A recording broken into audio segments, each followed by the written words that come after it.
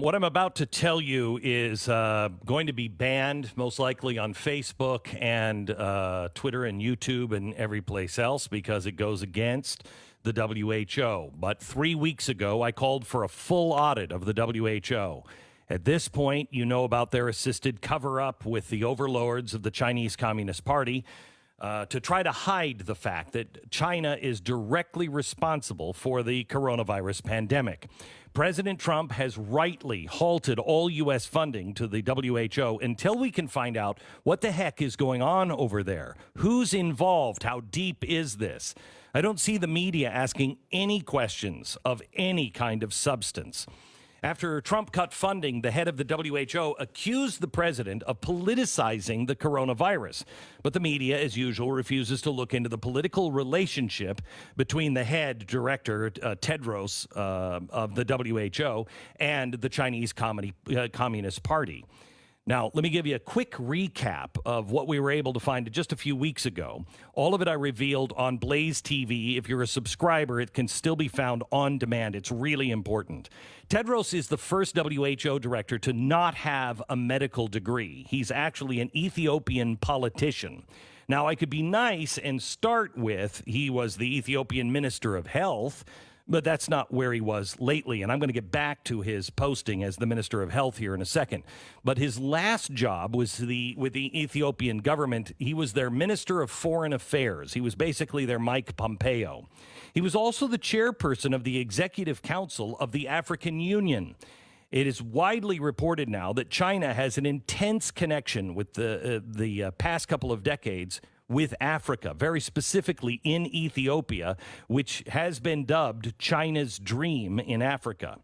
So exactly 1 year ago this month, Ethiopia hosted its second Belt and Road Summit. Now, Belt and Road is China's strategy to dominate all international trade.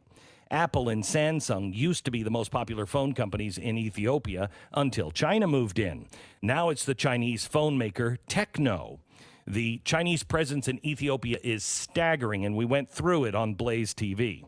The Chinese construction companies are building structures all over the country. They fully funded a $47 million rail system and over 30,000 miles of roads. They proved 70% of the funds for another railroad that links Ethiopia to neighboring countries at a cost of $3.4 billion.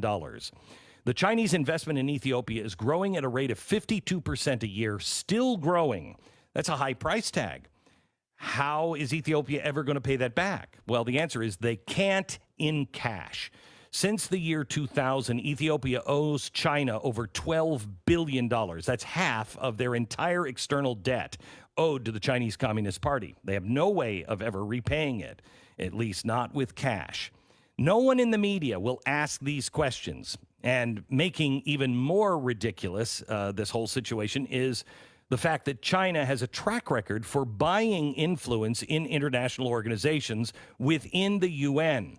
An official within the White House recently told Radio Free Asia that China's foreign investment in places like Ethiopia and Africa is part of a plan to, quote, reshape the international system to accommodate its political and economic interests.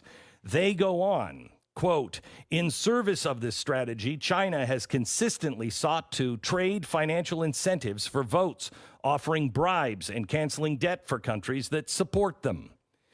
Now, the Washington Post recently reported that China forgave Cameroon's debt just 1 month before they withdrew their country's candidate to head the UN's Food and Agriculture Organization. China also threatened to cut off exports from multiple countries in South America if they didn't back their candidate to head the FAO. Guess who now sits at the head of that UN organization? Yes, the distinguished gentleman from China. So why is it suddenly out of bounds to notice the same mafia-style tactics from China directed at the WHO? In 2017, the WHO director shocked the world when he announced that he was naming President Mugabe of Zimbabwe a WHO Goodwill Ambassador. Mugabe, as in the ruthless, human rights abusing, land grabbing, hyperinflation inducing dictator. Oh, and you can also tack Marxist, Leninist, and Maoist to that impressive resume. So why the heck did the WHO, more importantly, their director, think this was even a remotely good idea? Well, it all makes sense. If you see that China loved themselves some Mugabe, he was helping China move into Africa. They had strong ideological ties. Marx, Mao, Lenin, the current president, Xi Jinping, and Mugabe, all of them together. That's one heck of a party. The Washington Post reported that the WHO director's decision to honor Mugabe was speculated as, quote, a payoff to China, which worked tirelessly behind the scenes to help Tedros defeat the United Kingdom's candidate for the WHO job, David Nabarro. Tedros's victory was also a victory for Beijing, whose leader, Xi Jinping, has made public his goal of flexing China's muscle around the world. Really? This is the guy that everyone in the world, including our media, is claiming is acting in good faith when he covers up for China over the coronavirus. Not only did China have a deep ideological link with Mugabe in Zimbabwe, they also have a deep ideological link to the WHO director himself. Again, you won't get this information anywhere. What do I mean by that? Well, the government that he used to serve in Ethiopia are Marxist-Leninists. In fact, he wasn't just part of it. He's a member of and served both as health minister and foreign minister in the Ethiopian Tigray People's Liberation Front. Oh, I love them liberation fronts. It's a radical socialist movement that was so violent that they were officially designated a terror group.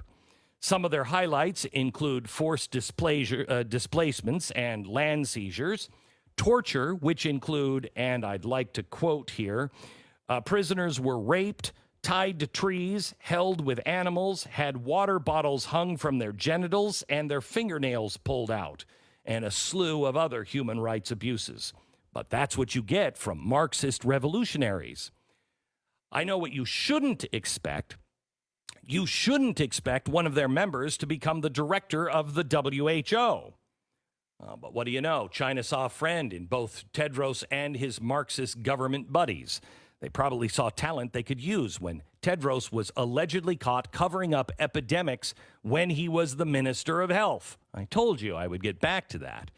Outbreaks of cholera were instead classified under him as, quote, acute watery diarrhea, despite the fact that outside experts tested stool samples and, lo and behold, it was cholera.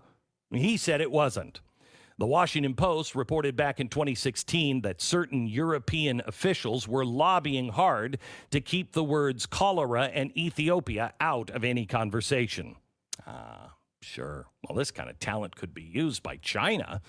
He appeared to have experience covering up epidemics. And he not only a member of Cover-Up, he also is a Marxist who is tied into a Marxist Leninist terrorist political party. Wow. He was actually one of the 9 executive members of the Politburo, so he knows how China works. As Ethiopia's foreign minister, he helped China move into his country. In fact, let me quote a Facebook post from him. This is something that he posted in 2015. Under the Go Global program of JANA, we expect increased Chinese investment flow to Ethiopia. The 8 industrial parks identified throughout Ethiopia, some already under construction, will facilitate the migration of Chinese companies to Ethiopia. He even wrote an op-ed with his Chinese counterpart, one from 2014, entitled A Role Model for Bilateral Ties. This particular article was published in the Chinese Daily, a publication that is owned in its entirety by the Chinese Communist Party. More specifically, the publicity department, otherwise known as the propaganda arm of the Communist Party. Now, all of this should be on the front page of every American and Western investigative news outlet in the world. The head of the WHO, who comes from a radical Marxist political party that was dubbed a terrorist organization, who covered up outbreaks when he was the Minister of Health in his own country, was helped into office by the Chinese government and has been caught doing favors for China. Now he's been caught repeating doing exactly the same thing with coronavirus. That's the story. The facts are clear.